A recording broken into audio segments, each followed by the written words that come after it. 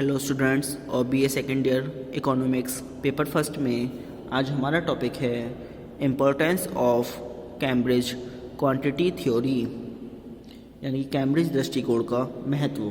सुनिए, कैम्ब्रिज दृष्टिकोण की श्रेष्ठता व्यक्त करते हुए क्राउथवर्ड ने कहा है कि इस विश्लेषण ने हमें एक दो कदम वास्तविकता की ओर बढ़ाया है। व्यापार चक्रों के स्पष्टीकरण के रूप में इस प्रकार का विश्लेषण चलन गति के विश्लेषण से अधिक विश्वसनीय है। नकद शेष सिद्धांत को फिशर के मुद्रा मात्रा के सिद्धांत से निम्न कारणों से श्रेष्ठ माना गया है।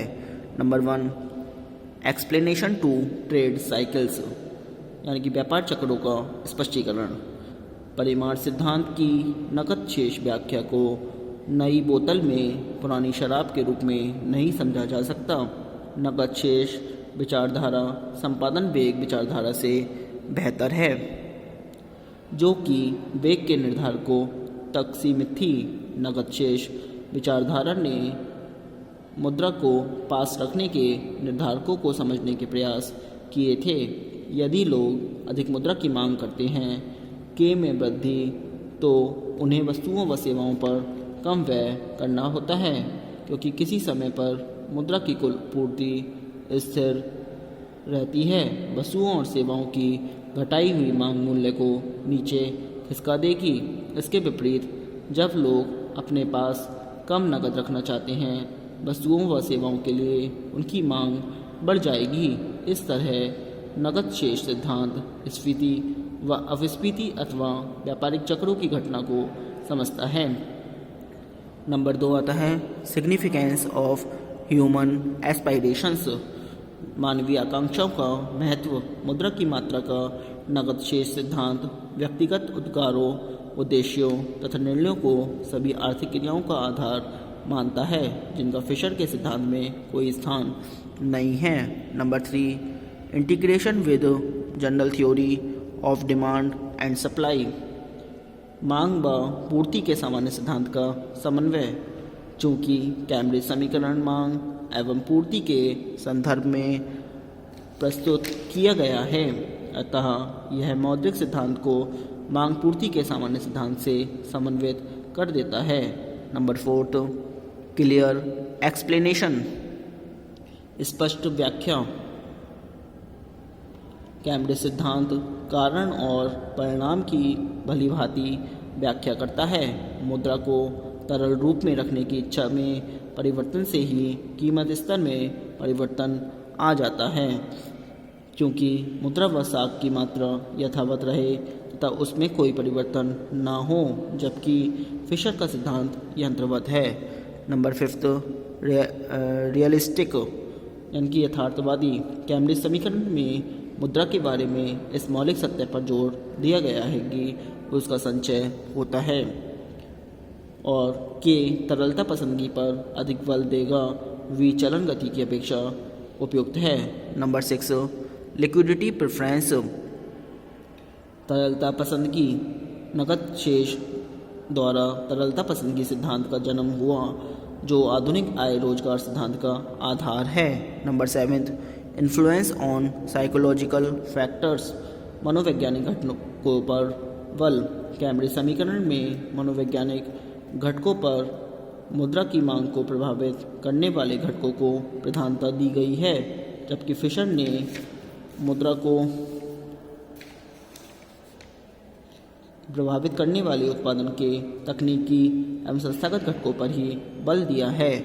नंबर 8, मोर यूजफुल, आर्थिक उपयोगी। फिशर की व्याख्या केवल दीर्घकालीन परिवर्तनों को ही महत्व देती है, परंतु कैम्ब्रिज व्याख्या अल्पकालीन परिवर्तनों को भी प्रस्तुत करती है। कैम्ब्रिज सिद्धांत अधिक उपयोगी है। Number 9, relation of national income with the value of money, यानी कि मुद्रा के मूल्य का राष्ट्रीय आय से संबंध। नकद शेष समीकरण की श्रेष्ठता का कारण यह भी है कि यह मुद्रा के मूल्य को राष्ट्रीय आय से संबंधित करता है। राष्ट्रीय आय ही नकद कोष के लिए मुद्रा की मांग का निर्धारक तत्व है।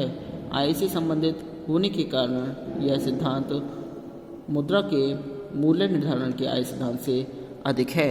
Number 10 basis for Keynesian employment theory, Keynes के रोजगार सिद्धांत का आधार।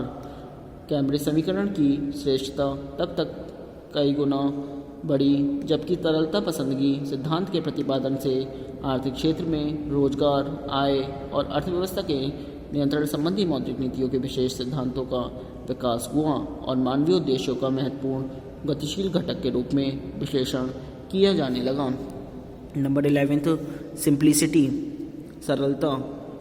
कैम्ब्रिज सिद्धांत अधिक सरल है क्योंकि व्यक्तियों द्वारा भिन्न भिन्न प्रकार के सौदों के लिए कितनी मुद्रा व्यय की जाती है इसकी अपेक्षा यह पता लगाना सरल है कि वे कितनी मुद्रा संचित अथवा तरल रूप में अपने पास रखते हैं। प्रोफेसर रॉबर्टसन ने नकद शेष दृष्टिकोण की उचितता को इन शब्दों में स्वीकार किया है। व्यापक रूप से निष्क्रिय मुद्रा का अभ्यास अधिक उपयोगी है क्योंकि यह हमें मुद्रा के मूल्य को निर्धारित करने वाली निहित मनोवैज्ञानिक शक्तियों को समझने के योग्य बनाता है। आगे देखते हैं।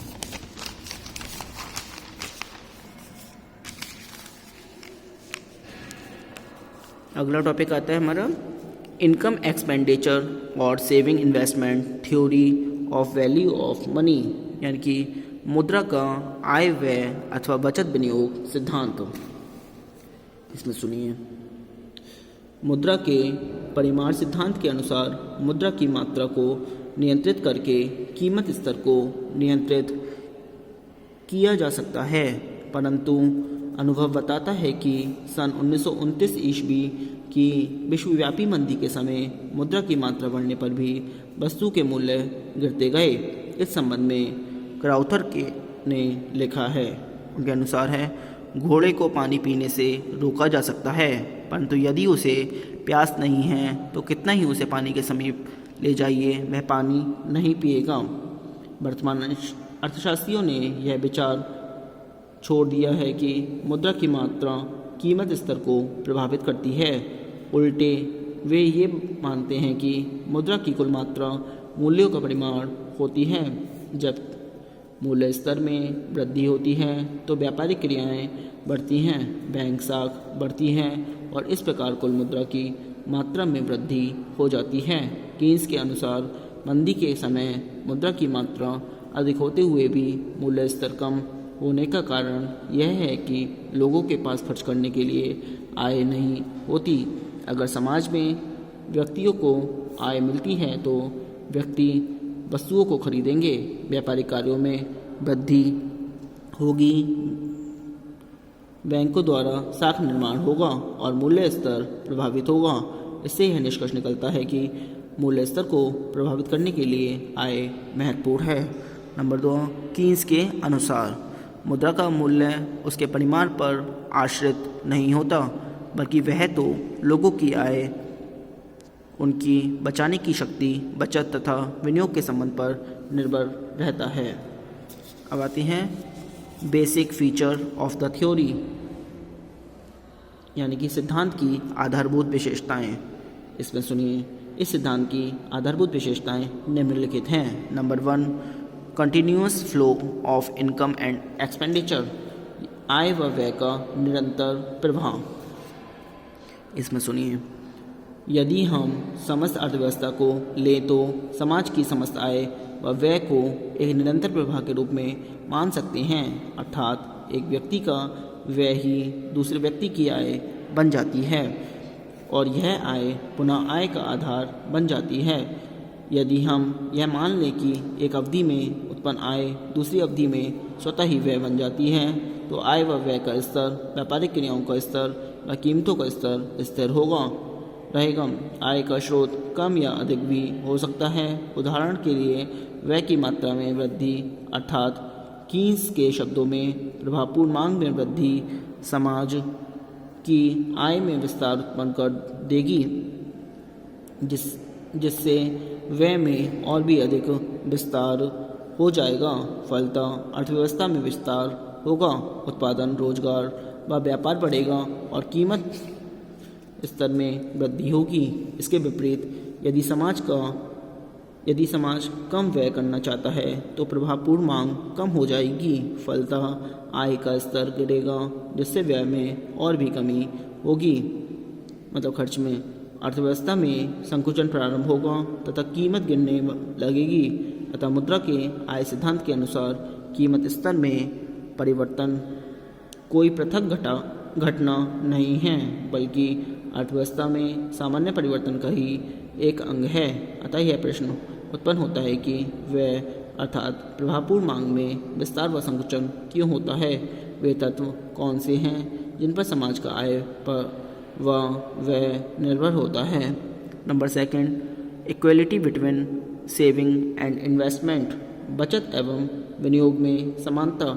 कीन्स के विचार में आय वाई, विनियोग आई, उपभोग सी का योग होता है। इधर रखा है वाई बराबर सी प्लस आई, ये समीकरण नंबर 1। फिर एस इक्वल, मतलब आगे चलकर कीन्स ने यह सिद्ध किया कि कुल बचत एस, कुल आय वाई और कुल उपभोग सी का अंतर है। इसलिए एस बराबर वाई माइनस सी अथवा वाई बराबर एस प्लस सी, ये समीकरण नंबर 2 हो गई। फिर प्रथम एवं द्वितीय समीकरण से स्पष्ट है कि एस प्लस सी बराबर सी प्लस आई, अर्थात एस बराबर आई। अब नंबर 3 आता है इक्विलिब्रियम पोजीशन, यानी कि साम्य की स्थिति। कीन्स का कहना है कि यदि बचत व विनियोग बराबर हैं, एस बराबर आई, तो अर्थव्यवस्था साम्य की स्थिति में रहती है। कारण समाज आय प्रवाह में से जितना बचत के रूप में निकलता है उतना ही विनियोग के रूप में जोड़ देता है। अधिक स्पष्ट शब्दों में बचत का अभिप्राय यह है कि उपभोग पर व्यय नहीं हो रहा है, जिससे आय के प्रभाव में अंतर आ सकता है। यह अंतर तभी रोका जा सकता है जब बचत जितना हो विनियोग व्यय के रूप में अर्थव्यवस्था में खर्च किया जाए। यदि बचत विनियोग का रूप धारण कर लेती है तो कुल आय कुल व्यय के बराबर होगी और आय व्यय की समानता बनी रहेगी। ऐसी परिस्थिति में प्रभावपूर्ण मांग स्थिर रहेगी और उत्पादन तथा रोजगार की मात्रा में परिवर्तन करने का कोई भी कारण नहीं होगा। आज के लिए इतना ही। Thank you very much.